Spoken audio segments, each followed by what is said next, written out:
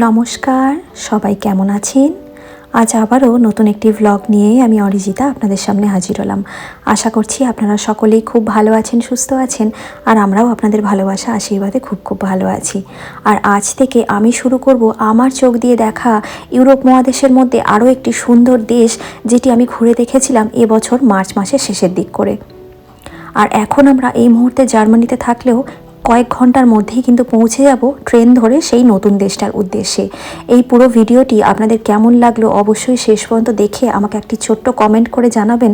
ভালো লাগলে অবশ্যই লাইক করবেন, এবং যদি ভিডিওটির মধ্যে আপনাদের কিছু ইনফরমেটিভ মনে হয় তাহলে অবশ্যই কিন্তু বন্ধুবান্ধব, আত্মীয় স্বজন সকলের সঙ্গে একটু ভিডিওটা শেয়ার করে নেবেন, যাতে আমি আপনাদের মাধ্যম দিয়ে অনেক মানুষের কাছে পৌঁছতে পারি। এটি আমার ছোট্ট অনুরোধ। আর যদি আমার ভিডিওগুলি আপনাদের ভালো লাগে অবশ্যই আমার চ্যানেলটি কিন্তু সাবস্ক্রাইব করে দেবেন। আমার এই জার্মানি সংক্রান্ত সমস্ত ভিডিওই আপনারা আমার ইউটিউব চ্যানেলে পেয়ে যাবেন। আমরা এখন জার্মানি ঘুরে যাব এখন অস্ট্রিয়া। তার জন্যে আমাদের হোটেল থেকে সমস্ত লাগেজপত্র নিয়ে বেরিয়ে এসেছি স্টেশনে। আর এইখান থেকেই প্রথমে লোকাল ট্রেন ধরে যাব হফ, অর্থাৎ জার্মানির যে মেন জাংশন, সেখান থেকে কিন্তু ট্রেন ধরে যাব অস্ট্রিয়া। তো চলুন এখন যাওয়া যাক। আর অবশ্যই আপনারা যারা আমার জার্মানির ব্লগগুলিকে খুব ভালোবাসা দিয়েছেন তাদেরকে জানাই অসংখ্য ধন্যবাদ আমার পাশে ঠিক এভাবেই থাকার জন্যে। চলুন এখন যাওয়া যাক। আর যেতে যেতে কীভাবে আপনারা জার্মানি থেকে অস্ট্রিয়া যাবেন, কিভাবে টিকিট কাটবেন, কত টাকা টিকিট ভাড়া, সবই জানাবো। জার্মানি হফে আসার পরে বেশ কিছুক্ষণ দাঁড়াতে তো হয়নি, বরং ট্রেনটা আমাদের জন্য দাঁড়িয়েছিল। আমরাই ঝটপট করে ট্রেনে উঠে এখন লাগেজগুলো সেট করে নিচ্ছি। এই ট্রেনটা যদি মিস হতো, এর পরবর্তী ট্রেনটা আবার রাত্রি 9টায় ছিল, পৌঁছতে অনেকটাই দেরি হয়ে যেত। সেই জন্য খুব তাড়াহুড়োতে ট্রেনে উঠে পড়েছি, তাই ট্রেনের বাইরেটা আপনাদের সঙ্গে শেয়ার করতে পারিনি। তবে আপনাদের জানাবো যে এই ট্রেনটা আমরা কোথা থেকে কিভাবে কাটলাম, কিভাবে টিকিট পেলাম। তবে দুঃখের বিষয়, ট্রেনটা একেবারে ছাড়ার মুহূর্তে ধরার জন্যে জানলার ধারে সিট একদম পাইনি। সেই জন্য সন্দীপন আমাকে খেপাচ্ছে, আর ও যেহেতু পায়নি তাই ও ধারে বসে বসে আর কি করছে আর কি। যাই হোক, চলুন এখন তাহলে যাওয়া যাক অস্ট্রিয়া নতুন একটি কান্ট্রিতে। আমরা জার্মানি থেকে টিকিট কেটেছিলাম ওয়া বিবি নামক একটি অ্যাপ থেকে। অ্যাকচুয়ালি ও নয়, ও এর মাথায় দুটি পুটকি থাকার জন্যে যে উচ্চারণটা ওয়া বিবি, এটাই হয় উচ্চারণ। এই অ্যাপটা থেকে আপনারা অনায়াসে জার্মানি থেকে অস্ট্রিয়া আসার টিকিট কাটতে পারেন। জার্মানি থেকে অস্ট্রিয়ার দুটো শহর কানেক্ট করে, একটি হলো সালজবুর্গ আর একটি হলো খাপস্টেইন। এবার খাপস্টেইনে তো আমরা যাচ্ছি আমরা সালজবুর্গে যাওয়ার জন্য আপনারা জার্মানি থেকে প্রচুর ট্রেনের অপশান পাবেন, ফ্লাইটও পাবেন, বাসও পাবেন। তো আমরা ট্রেনটা চুজ করেছি এই কারণ ভাড়াটা ফ্লাইটের থেকে তুলনামূলক একটু কম, কিন্তু দেখলাম যে ফ্লাইটে সময় বেশি লাগছে, ট্রেনে দেখলাম সময়টা কম লাগছে। ট্রেনের ফ্রিকোয়েন্সিটা অনেক বেশি, ফ্লাইটের ফ্রিকোয়েন্সি অনেকটাই কম, তাই একটা ফ্লাইট মিস হলে হয়তো একদিনে অস্ট্রিয়া পৌঁছানোটা আর সম্ভবপর হবে না। এবারে আসি যে আমরা ট্রেনের পিছনে কত টাকা ভাড়া ব্যয় করেছি। ট্রেনের জন্য কিন্তু বিভিন্ন রকমের সিট বরাদ্দ থাকে, first class, second class, first AC, third AC, যেরকম থাকে আমাদের দেশে চেয়ার কার থাকে, আবার অন্যরকম কোনো সাইলেন্ট জোন থাকে যেগুলোর জন্য ভাড়া বেশি লাগে। কিন্তু আমরা যে ট্রেনটা ট্রাভেল করছি সেটার জন্য আমরা নর্মাল চেয়ার কার কেটেছিলাম। এখানে আরও একটা ব্যাপার রয়েছে, শুধু নর্মাল চেয়ার কারের জন্য ভাড়া কম হয় না। আপনি যদি র্যান্ডাম সিট চুজ করেন, যে আপনি হয়তো র্যান্ডাম সিটে বসে যেতে পারবেন, আপনার বাধ্যতামূলক কোনো সিট নেই যেটা আপনার রিজার্ভ থাকবে, রিজার্ভ করার জন্য কিন্তু এক্সট্রা টাকা পে করতে হবে। অস্ট্রিয়াতে যাওয়ার জন্য মিউনিক থেকে আমাদের দুজনের বাস ভাড়া পড়েছিল প্রায় 70 ইউরোর কাছাকাছি। আর 70 ইউরোকে ভারতীয় টাকায় কনভার্ট করলে দাঁড়ায় 6300 টাকার মতন।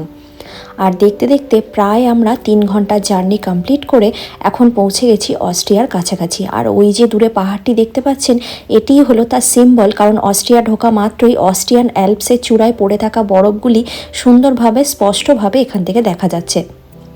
অ্যালপস পর্বত কিন্তু ইউরোপের অনেকটি জায়গা জুড়ে বিস্তৃত, কিন্তু অস্ট্রিয়ার দিকের অ্যালপসের পার্টটাকে কিন্তু বলা হয় অস্ট্রিয়ান অ্যালপস। আর এই ট্রেনের জানলাটি দিয়ে সুন্দরভাবে এই ইউরোপের কান্ট্রি সাইড অর্থাৎ গ্রামগুলো খুব সুন্দরভাবে দেখা যায়। আর এই গ্রামগুলোতে পৌঁছানোর জন্য অবশ্যই কিন্তু আপনাকে নিজস্ব গাড়ি থাকতেই হবে, পাবলিক ট্রান্সপোর্টের মাধ্যমে আসা যায় না। তাই ট্রেনের জানলার ধারটি পেলে কিন্তু ইউরোপ জার্নি করার সময়, অন্য কোনো কান্ট্রিতে যাওয়ার সময় এই জানলার ধারটি পেলে বেশ আনন্দ লাগে, কারণ এই জায়গাগুলো স্বচক্ষে দেখতে পাওয়া যায়। তবে অস্ট্রিয়া পৌঁছানোর সময় আপনার কিন্তু পাসপোর্টটি চেক হতেও পারে, নাও হতে পারে। তার কারণ হলো অবশ্যই সাথে পাসপোর্ট তো রাখতেই হবে, অন্য কোনো কান্ট্রিতে ট্রাভেল করার সময় তার সাথে রাখতে হবে, কিন্তু অবশ্যই ট্রেনের রিয়েল টিকিটটা।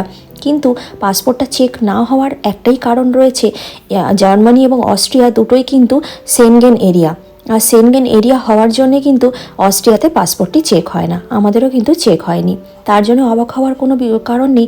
আপনি যদি জার্মানি থেকে নেদারল্যান্ড আসছেন, জার্মানি থেকে ফ্রান্স যাচ্ছেন, তাহলেও কিন্তু আপনার পাসপোর্টটি চেক হবে না।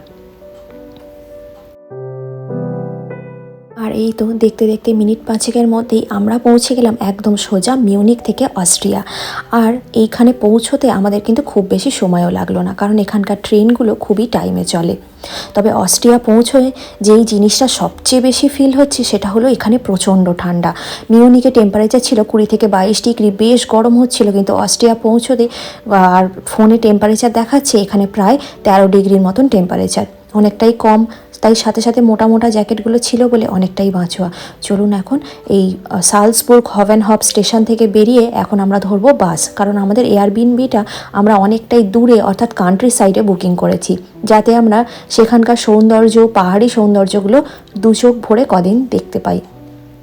তবে যে কোনো জায়গায় দেশের বাইরে ট্রাভেল করলে নিজেরা যদি ট্রাভেল করেন তাহলে সেক্ষেত্রে কিন্তু গুগল ম্যাপটাই হবে আপনাদের সব থেকে উপযোগী বন্ধু, কারণ বাইরে আসার পর কিন্তু আপনি যদি কাউকে কোনো কিছু জিজ্ঞাসা করেন কেউ কিন্তু কোনো কিছু বলে দিতে পারবে না। তাই নিজেকেই নিজের সাহায্য করে এগিয়ে যেতে হবে সম্পূর্ণ। আর ওই হাতের গুগল ম্যাপটাই কিন্তু আপনার সবচেয়ে বড় ভরসা, ওটি কিন্তু আপনাকে সব কিছু চিনিয়ে দিতে একদম ভালোভাবে সাহায্য করবে। এখন আমরা যাব বাস ধরে, আর সেই জন্য এখন হভেনহফের বাইরে থেকে বেরিয়ে কিন্তু আগে প্রথমে টিকিটটা কেটে নেব, কারণ আমরা আগে থেকে বাসের টিকিট কাটিনি। স্টেশনের ভিতরে কিন্তু বিভিন্ন রকম ভেন্ডিং মেশিন থাকে, সেখান থেকে বাসের টিকিট কাটা যায়। আবার বাস স্টপে গেলেও কিন্তু ওখানে বাসের টিকিট কাটার মেশিন থাকে, সেখান থেকেও কিন্তু আপনি টিকিট কেটে নিতে পারেন। এই যে দেখুন সমস্ত লোক দাঁড়িয়ে টিকিট কাটছে, দূরপাল্লার ট্রেন বলুন, বাস বলুন, সবের টিকিট এখান থেকে দাঁড়িয়ে কেটে নেওয়া যায়। আবার অনলাইন ওয়েবসাইট থেকেও কাটা যায়। এই যে ওবিবি বললাম, দেখুন এখানে মেশিন বসানো রয়েছে, ওই ওবিবির ট্রেনের টিকিট কিন্তু এখান থেকে কেটে নেওয়া যায়। চলুন এখন এইটার বাইরে যাই, ভীষণ ঠান্ডা, এতটাই ঠান্ডা বুঝতে পারিনি। আর একটু মোটা জ্যাকেট ট্যাকেট নিয়ে আসলে বোধহয় ভালো হতো, কারণ জার্মানিতে এখন প্রায় স্প্রিং টাইমটা স্টার্ট হয়ে গেছে, কিন্তু অস্ট্রিয়ার দিকে এখনও পর্যন্ত স্প্রিংটা শুরু হয়নি।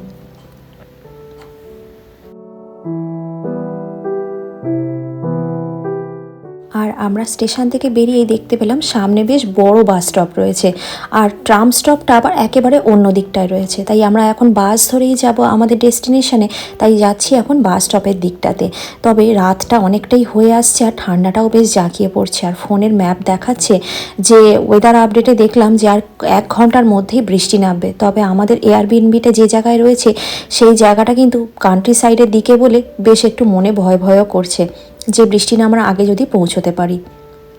আর এখানকার বাসগুলো দেখুন কীরকম অবাক করা, এই বাসগুলোকে কিন্তু আবার বলা হয় ট্রলি বাস, জানেন। আর এই ট্রলি বাস কিন্তু অনেক জায়গাতেই চলে, আমেরিকার 2-3টে জায়গাতে চললেও ইউরোপে এই যেমন অস্ট্রিয়াতে চলে তেমনই কিন্তু আবার বেলজিয়ামেও এই ট্রলি বাস চলে।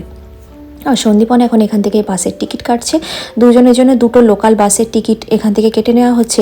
এর পরবর্তীতে আপনাদের সঙ্গে শেয়ার করব যে আমরা পুরো একটা ডে টিকিট বা ডে পাস কেটেছিলাম, তার জন্য কত টাকা লেগেছিল, কিভাবে কাটতে হয়েছিল, কোন সাইড থেকে।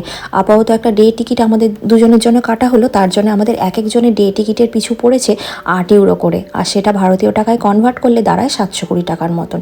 ভারতীয় টাকায় 720 টাকা করে লেগেছে। তবে এই আমাদের সালসবুর্গ হভেনহফ থেকে আমরা এখন যাব গ্রোদিক নামক একটি জায়গায়, যেটির নাম হলো গ্রোদিক জেন্ট্রাম। আর গ্রোদিক জেন্ট্রাম যেতে আমাদের সালসবুর্গ হভেনহফ থেকে সময় লাগবে প্রায় আধ ঘন্টার মতন, কারণ 22টা স্টপ আমাদের পেরিয়ে যেতে হবে। এই তো দেখতে দেখতে মিউনিক থেকে আমরা চলে এসেছি সালসবুর্গে, আমরা চলে এসেছি অস্ট্রিয়া। আর মিউনিক থেকে একদম ডাইরেক্ট ট্রেন চলে আসে সালসবুর্গ অস্ট্রিয়াতে। আর আমরা টিকিট কেটে দাঁড়িয়ে আছি এখন বাস স্টপে, এখান থেকে বাস নিয়ে যাব আমাদের এয়ারবিএনবির উদ্দেশ্যে। আর মিউনিকের থেকে অস্ট্রিয়া অসম্ভব ঠান্ডা, খুব হাওয়া দিচ্ছে।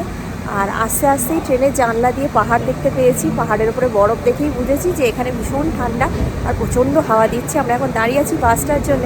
আর এখানকার বাসগুলো দেখতে একবারে অন্যরকম, আর খুবই সুন্দর, কত রকম অন্যরকম জিনিস কত দেশে আসলে দেখা যায় সেগুলোই আপনাদের সঙ্গে শেয়ার করছি। চলুন তাহলে এয়ারবিএনবির দিকে যাওয়া যাক। আপনারা অবশ্যই কিন্তু ব্লগটার সাথে থাকবেন। সন্ধে অনেকটাই হয়ে এসছে, আর কিছুক্ষণের মধ্যে বৃষ্টি নামবে। আর আমাদের এয়ারবিএনবিটা অনেকটা দূরে, শহর থেকে অনেকটা ভিতরের দিকে, তাই বাসের ফ্রিকোয়েন্সিটাও কিন্তু অনেকখানি কম ছিল। তাই আমাদের প্রায় ওয়েট করতে হয়েছে 20 মিনিটের মতন। তারপরে কিন্তু আমরা পেয়েছি বাস। আর বাসে উঠে লাগেজগুলো প্লেস করে নিয়ে এখন সোজা বাস থেকে নেমেই এখন এয়ারবিএনবির খোঁজ করে চলে এসেছি। তবে কি জানেন, এখানে অসুবিধা একটাই, এয়ারবিএনবি আপনি যেমনভাবেই বুকিং করুন না কেন, সমস্ত প্রসেসটা কিন্তু আপনাকে নিজেকে আপনার ফোনে আসা একটি মেসেজ দেখেই অপারেট করতে হবে। দুখানা কোড দেবে, সেই কোড দিয়ে প্রথম কোডটা দিয়ে আপনাকে হোটেলের মধ্যে এন্টার করতে হবে মেন গেট দিয়ে, আর দ্বিতীয় কোডটা দিয়ে আপনাকে আপনার রুমের চাবিটি খুঁজে বার করতে হবে। দেখুন এখন সেই চেষ্টাই চলছে। আপাতত আমরা মেন গেট দিয়ে হোটেলের ভিতরে অর্থাৎ এয়ারবিএনবির ভিতরে এন্টার করেছি। এরপরে আমাদেরকে আমাদের রুমের চাবি খুঁজে পেতে আরও একটা কোড ব্যবহার করতে হবে। এখানে কিন্তু কেউ আপনাকে কোনো রকম কোনো হেল্প করবে না। এয়ারবিএনবি বুকিংয়ের ঠিক পরেই, ফুল পেমেন্ট করে দেওয়ার পরেই, জার্নি করার ঠিক 2 ঘন্টা থেকে 3 ঘন্টা আগে আপনার ফোনে একটি বড় মেসেজ আসবে, যেখানে পুরো রকম ডিটেল লেখা থাকবে। সেই ডিটেলটি ফলো করেই কিন্তু আপনাকে এয়ারবিএনবিতে পৌঁছতে হবে এবং একেবারে আপনার ঘরে ঢুকতে হবে। এখানে না থাকে কোনো রিসেপশন, না থাকে কোনো বয় যারা আপনার ব্যাগ বয়ে দেবে, আর নাই থাকে হেল্প করার কোনো লোক। ফোন করলে বলে সমস্ত ইনস্ট্রাকশন আপনার ইনবক্সে মেসেজে দেওয়া রয়েছে। চাবিটি দেখুন কিভাবে পেতে হয়। ঘরের প্রতিটি ঘরের বাইরে কিন্তু এরকম একটা করে ছোট ছোট বক্স লাগানো রয়েছে। সেই বক্সের মধ্যে এলোমেলো কয়েকটা নাম্বার দেওয়া রয়েছে। ওই যেরকম চাকা ঘুরিয়ে ঘুরিয়ে নাম্বারগুলো মেলাতে হয় না, ঠিক ওরকমভাবেই। আর সন্দীপন ওই কোড দেখে দেখে চাকা ঘুরিয়ে ঘুরিয়ে ঠিক এইভাবে নাম্বারটা মেলাচ্ছে। মেলালেই বক্সটা সহজে টপ করে ওপেন হবে, আর ভিতরে থাকবে ঘরের চাবি।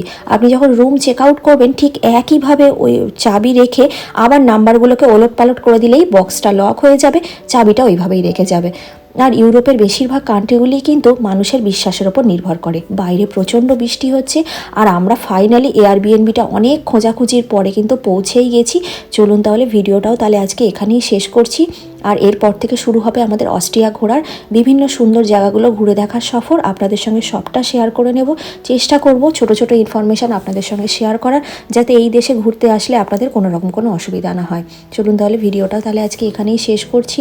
সবাই ভালো থাকবেন, সাবধানে থাকবেন। ভিডিওটা কেমন লাগলো আমাকে একদম ছোট্ট একটা কমেন্ট করে জানাবেন। ভালো লাগলে একটা লাইক করে দেবেন। ভিডিওগুলো যদি আপনাদের ইনফরমেটিভ মনে হয়, আমার চ্যানেলটি সাবস্ক্রাইব করে ভিডিওগুলি বন্ধুবান্ধবের সঙ্গে শেয়ার করে নেবেন।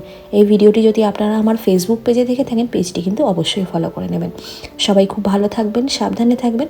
আমি ফিরে আসবো খুব তাড়াতাড়ি অস্ট্রিয়ার আরও একটি সুন্দর ঘোরার জায়গা সাথে নিয়ে। ততক্ষণের জন্য বিদায় নিলাম।